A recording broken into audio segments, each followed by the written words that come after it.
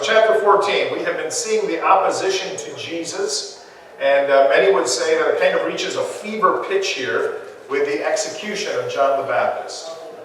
All right, so let's take a look at chapter 14, verses 1 through 12. It says, "At that time, Herod the Tetrarch heard the reports about Jesus, and he said to his attendants, 'This is John the Baptist. He has risen from the dead. That is why miraculous powers are at work in him.' Now Herod had arrested John and bound him and put him in prison because of Herodias, his brother Philip's wife. For John had been saying to him, 'It is not lawful for you to have her.' Herod wanted to kill John, but he was afraid of the people because they considered John a prophet.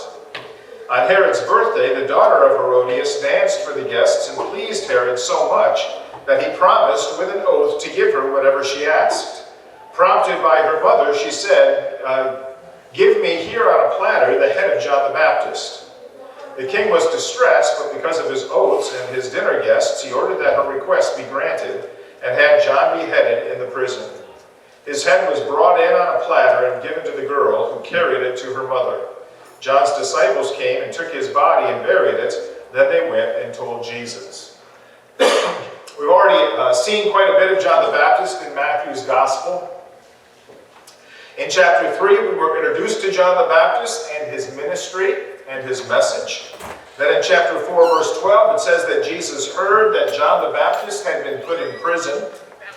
Chapter 11 says that when John the Baptist heard what Jesus was doing, he sent his disciples to ask Jesus, "Are you really the Messiah, or should we keep looking?" And later in this chapter, Jesus talks about what a great prophet and ministry John had. Chapter 11.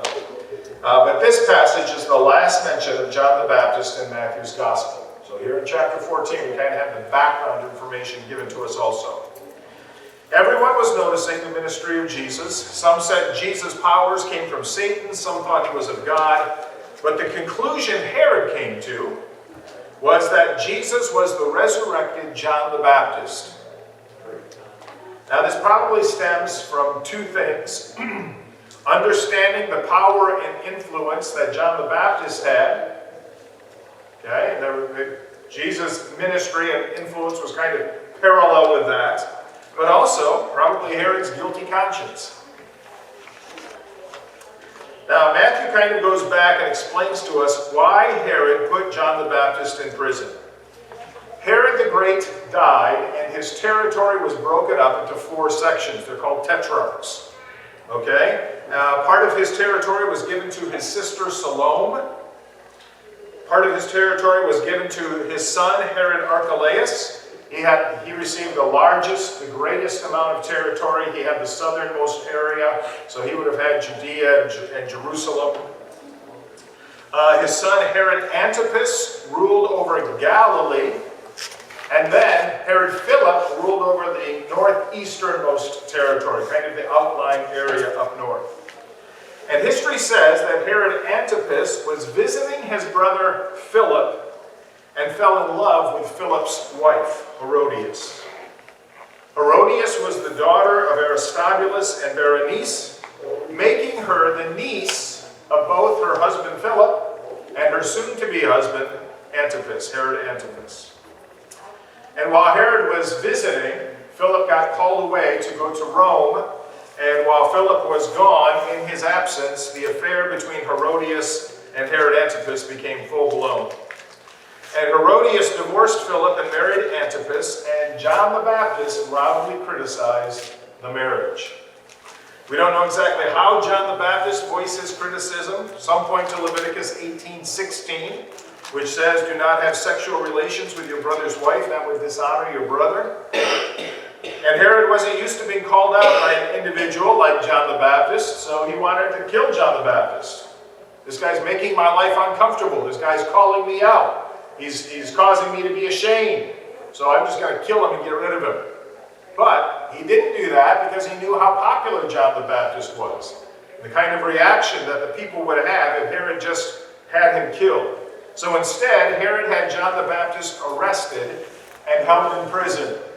Now we can't be sure, but most scholars think that John the Baptist was in prison less than 2 years before he ended up being beheaded.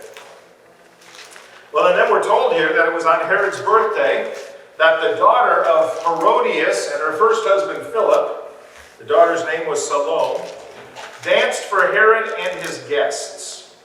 Now this would have been a lewd kind of dancing to entertain the drunken men at Antipas's birthday party. Well, apparently Salome, probably a young girl, 12, 13 years old, was so seductive with her dancing that Herod was very pleased. And he made this reckless vow, telling her, anything you ask for, I would be happy to give you. Now, remember, when he made that vow, he was probably a little bit over the legal limit. Okay? Well, Salome goes and consults with her mother.